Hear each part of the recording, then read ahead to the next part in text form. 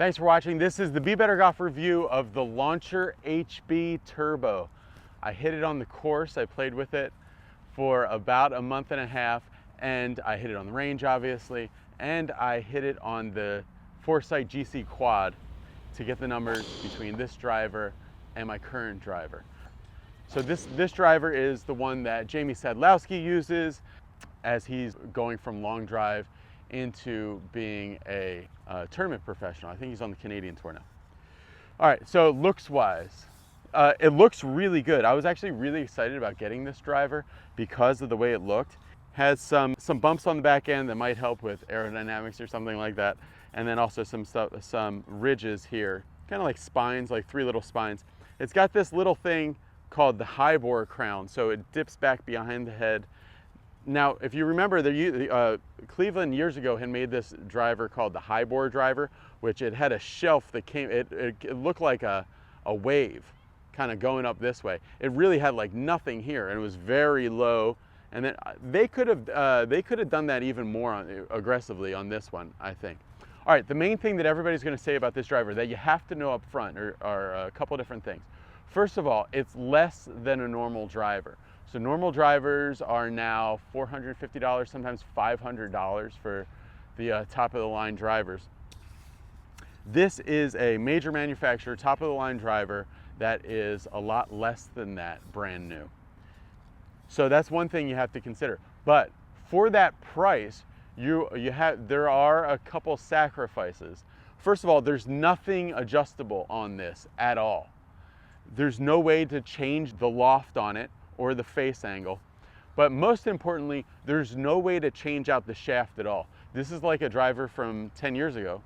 This is glued in there. So I guess you could have it taken out and then have a new one glued in, which is something I used to have done all the time at the golf shop. But now that has become like a major pain. You would much rather have a wrench or something. When you're considering whether or not you want to get this driver, the main thing that you have to think about is like, okay, well, they make this driver this way. Does that driver, the way they make it, fit my swing? The face angle on it, I don't know what the face angle on it is, but if you look at it right over it, my driver that I play with, I think is a degree, maybe even like a little more than a degree open. I think maybe like a degree and a half open. This, standing over it, it looks at least a degree or two closed. It's not a great look. The other thing is the stiffest the shafts come in is stiff flex. So I got one in stiff flex. And when I took it out on the course, the first thing that happened was I was hitting these big shapes from right to left because of the slightly weaker shaft than I'm used to, and then the face being shut. But I mean, as an okay golfer, like, you adjust to it pretty quickly, and you know, like, okay, what does this driver need for me to do? The one thing that I could say is, like, it gave me more of my misses were on just one side. Having the face like this, like, I knew that I didn't want to hit it left, so all my misses were like blocked to the right or a little bit to the right, almost never sliced it. Like, it's like impossible to slice. It really aims at that mid-handicap golfer that sometimes has a problem with like an overfade or a slice, that has like a swing speed between like 95 and 105, something like that. And if that's your profile as a player, this could be like a really great driver for you. When I took it out and did my testing, the numbers were shockingly similar.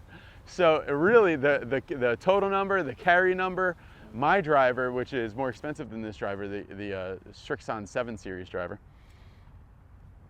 really performed from just the numbers point of view exactly the same as this, which is, I think, over $100 less. All right, so comparing these two clubs, the yellow one here is my Gamer that I'm using now, and then this is the Cleveland HB Launcher. So in the numbers, you can see ball speed, that's basically the same. I mean, this is 12 shots with each club, so it's like, it's a small sample size, but yeah, I think you could do this to the hundreds and hundreds of shots. It'd be about the same. Launch angle just a little bit higher with the Cleveland. It's a weaker shaft, so you would think that. A little bit more spin, just like barely more spin with the Cleveland. That's probably the shaft. Same kind of side angle degrees. Carry, exactly the same, 257, 258, and the total 280 and 278. So this launcher it's a good driver. I mean, it would be very close to my regular driver. Full thoughts here. So that's the main thing. This could really be a good choice for you. I mean, it looks fantastic.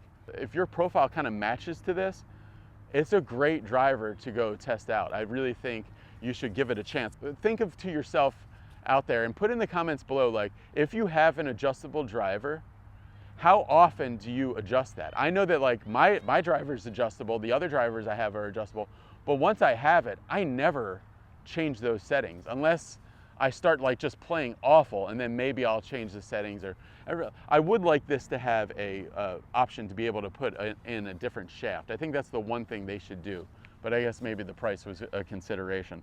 But put in the comments below, like, if you have an adjustable driver, how often do you actually change it?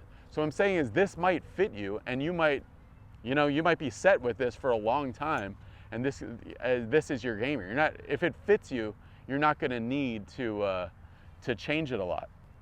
But it was remarkably similar in the numbers, as far as spin numbers, carry, all of them matched up with my Strixon, like really, really close. The only thing I can say about it somewhat negatively is that I don't like the sound of it. For me, it didn't fit my ear. But my ear for a driver has always been a little different. Like if you remember the Callaway FT5 and some of the composite headed drivers, they used to make a real knock sound, like a really low pitched knock sound. That was my favorite sounding driver. It sounded really weird and ugly to everybody else, but I've never liked the high pitch sound. I've always liked the deeper muffled knock sound. I even had a driver once where they call it cottoning, where you put cotton into the head of the driver and it changed the acoustics on it to like this muffled crack, and I thought that was really cool. Acoustics customization is going to be really important in the future, and I know that they're looking at the sound of a driver as very important. And they also have seen that the way something sounds correlates like 70% to your idea of the feel of it. So the sound of a driver, if it's really cracking, even from all good, like that sounds good to your ear, even from all over different spots of your face, that can affect your confidence and make your confidence go up more.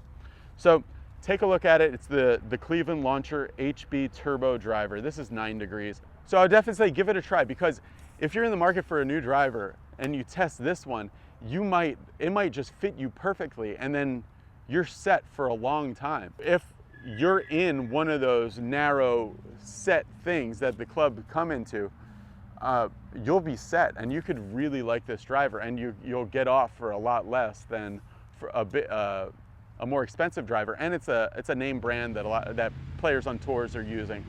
Thanks for watching, everybody. Let me know what other clubs you'd like to see me try or review. Also, training aids, love doing training aid reviews. See you later. Bye.